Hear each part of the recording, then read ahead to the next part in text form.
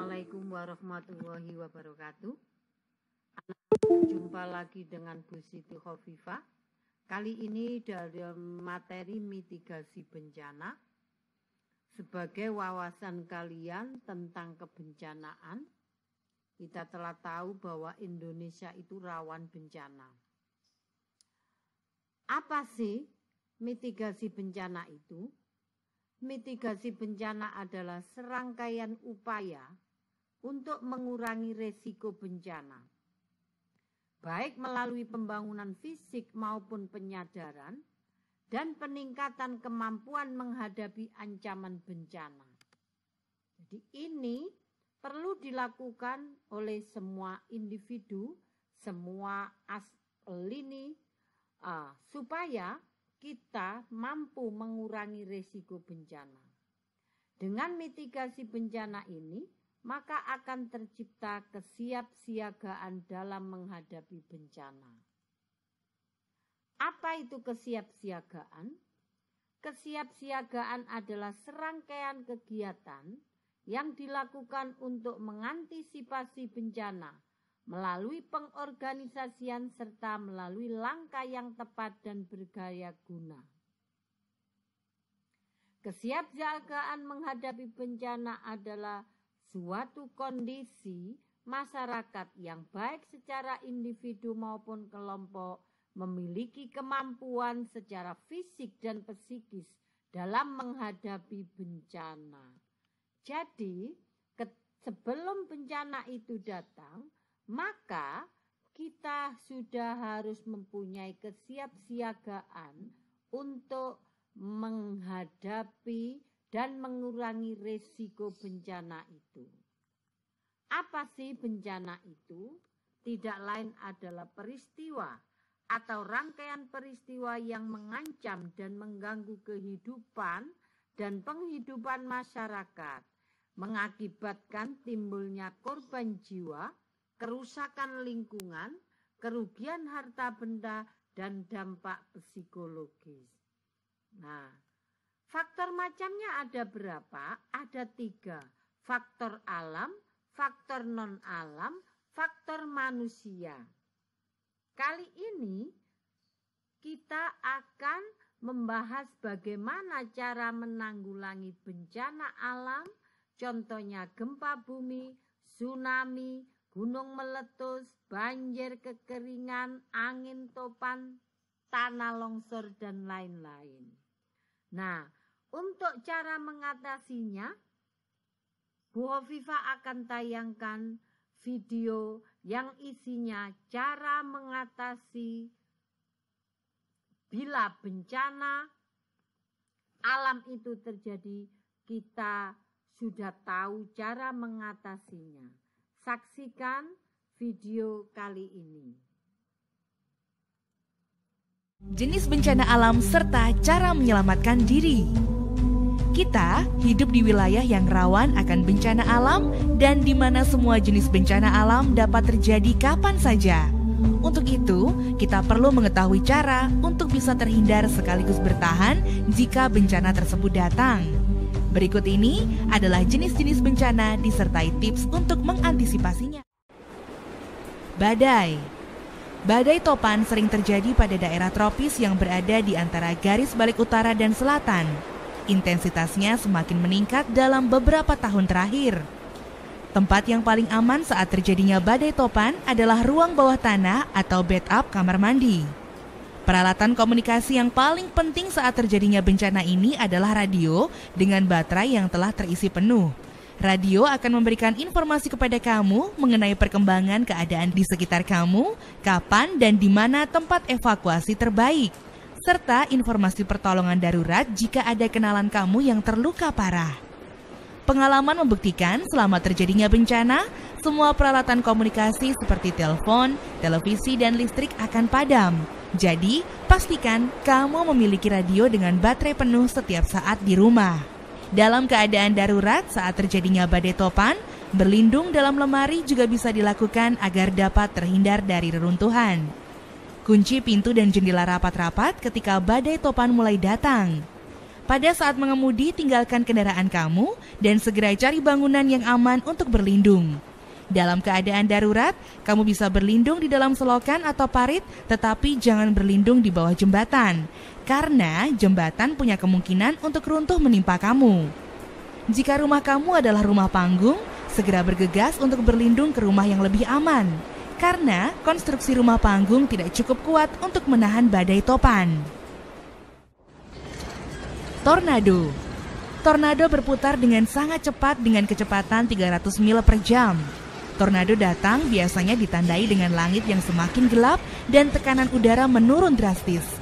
Jika kamu melihat keadaan ini dan diikuti oleh pengumuman akan terjadinya tornado, maka segeralah berlindung pada tempat yang aman dan jangan lupa untuk membawa radio dengan baterai yang telah terisi penuh agar kamu tidak melewatkan informasi dan petunjuk evakuasi yang penting dari pihak terkait. Tempat berlindung yang paling aman saat terjadinya tornado adalah di ruang bawah tanah atau lantai terendah di rumah kamu atau ruangan terendah di rumah kamu. Menetaplah di tengah ruangan karena sudut ruangan adalah daerah yang paling rawan saat terjadinya tornado. Jika berada di dalam rumah, lindungi kepala kamu dengan bantal atau sofa agar terhindar dari puing-puing serpihan. Jika tornado terjadi saat kamu berada di mal, sekolah, rumah sakit, atau gedung umum lainnya, ikuti petunjuk yang sama, tinggallah di level yang paling rendah. Hindari pintu jendela sudut ruangan serta ruang terbuka. Berlindung di bawah meja atau dalam lemari bisa memberikan kamu perlindungan ekstra. Sangat mustahil untuk melawan tornado, karena tornado bahkan dapat menerbangkan mobil kamu dalam sekejap. Jika kamu sedang dalam keadaan mengendarai mobil saat tornado datang, maka segeralah menuju ke tempat yang lebih aman. Jika kamu sedang dalam perjalanan di dalam mobil dan tidak punya cukup waktu mengendarai mobil ke tempat yang aman, maka segera hentikan mobil di tempat terbuka. Hindari objek-objek berbahaya seperti tiang listrik atau pohon yang dapat dengan mudah terbang menghantam kamu. Tinggalkan mobil kamu dan segera cari tempat atau rumah perlindungan yang terdekat yang aman. Dalam keadaan darurat, kamu dapat berlindung di dalam selokan atau parit atau tiarap pada permukaan tanah yang paling rendah. Lalu, ambil posisi untuk melindungi kepala kamu dengan tangan sambil menunggu tornado lewat. Hindari berlindung di rumah yang rusak karena rentan runtuh ketika terkena tornado. Tsunami. Gelombang laut raksasa yang disebabkan oleh gempa bumi dan longsor bawah laut disebut sebagai tsunami. Ketika kamu berada di pinggir pantai dan merasakan terjadinya gempa bumi, segeralah pergi ke dataran yang lebih tinggi atau bangunan tinggi yang kokoh yang terdekat dengan kamu. Jangan menunggu instruksi, karena kamu akan terlambat menyelamatkan diri. Tsunami menghantam pantai dengan sangat cepat. Pada umumnya, tsunami akan mencapai bibir pantai 10-15 menit setelah terjadinya gempa bumi. Jadi, sesegera mungkin mencari tempat aman yang lebih tinggi. Jika kamu tidak punya cukup waktu untuk berlari ke dataran yang lebih tinggi, carilah gedung tinggi seperti hotel atau rumah sakit di tepi pantai yang masih berdiri kokoh setelah terjadinya gempa. Gedung tinggi tersebut bisa menjadi alternatif tempat berlindung yang aman. Tinggallah di sana sampai ada pengumuman resmi bahwa keadaan sudah aman. Baik hotel maupun rumah sakit biasanya mempunyai program evakuasi serta tenaga terlatih yang bisa membantu kamu dalam keadaan darurat. Tsunami merupakan bencana laut yang perlu diwaspadai ketika kamu sedang berlibur di pantai. Tsunami dapat terjadi kapan saja. Oleh sebab itu, waspadalah dan selalu ingatkan anggota keluarga kamu untuk selalu mengingat cara menyelamatkan diri saat tsunami tiba. Jika kamu hendak pergi ke daerah pantai yang rawan terjadi tsunami, ada baiknya mendiskusikan rencana evakuasi darurat jika terjadi gempa bumi atau tsunami. Banjir. Banjir adalah bencana yang paling sering terjadi dibandingkan bencana alam lainnya. Biasanya terjadi di dataran rendah. Banjir dapat terjadi sebentar saja, tetapi juga bisa terjadi dalam jangka waktu yang panjang. Jika mendengar peringatan untuk evakuasi karena terjadinya banjir, segera ikuti petunjuk evakuasi, pergilah ke daerah kering yang lebih tinggi dan jangan pernah bertahan di rumah kamu.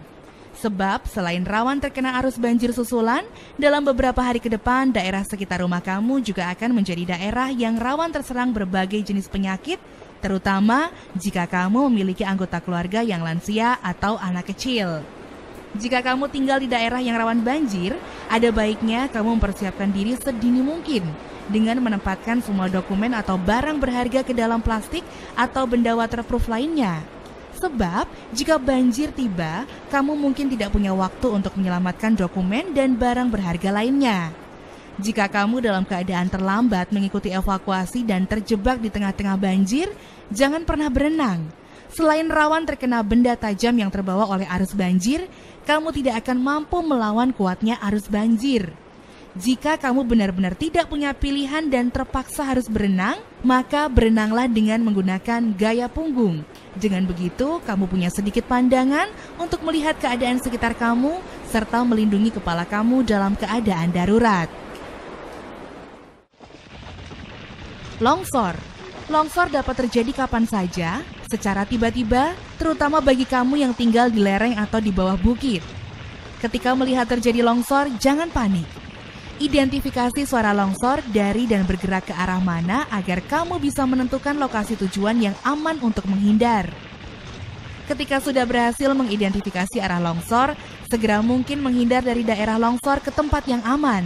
Dalam keadaan darurat, jika kamu tidak dapat menghindari longsor, carilah pohon dengan batang terkuat yang terdekat.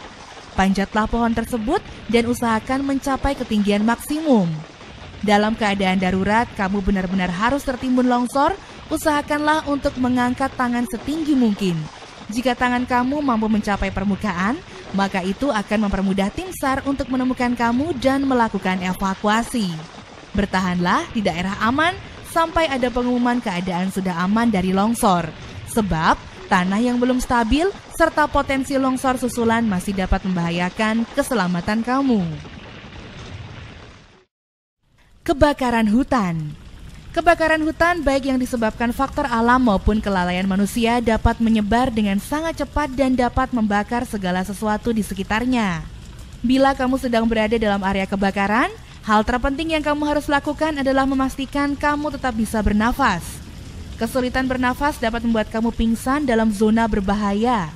Gunakanlah kain basah untuk menutupi hidung dan mulut, lalu keluar ke tempat yang lebih aman. Tempat yang paling aman saat terjadinya kebakaran hutan adalah gedung atau bangunan.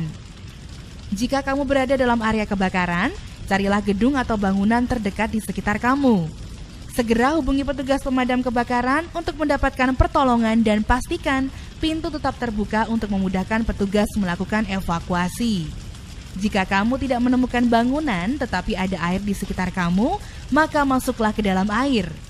Jika kamu sedang mengendarai mobil, segera gunakan kendaraan untuk menjauhi api. Hal itu akan sangat bermanfaat menyelamatkan kamu daripada harus tinggal dalam area kebakaran sambil menunggu pertolongan. Gempa bumi. Ada beberapa daerah di bumi yang rentan terhadap gempa bumi. Peneliti gempa dari Amerika Serikat, Roger Bilham dari University of Colorado dan Rebecca Bendick dari University of Montana, mengatakan bahwa gempa besar di atas 7 skala Richter disebabkan oleh adanya pelemahan rotasi bumi yang terjadi setiap 30-50 tahun. Dan daerah yang paling rawan terdampak gempa bumi adalah daerah yang dilewati oleh jalur patahan atau sesar aktif. Walau demikian, gempa dalam skala kecil dan menengah dapat terjadi di mana saja. Hingga saat ini, belum ada yang dapat memprediksi kapan gempa akan terjadi.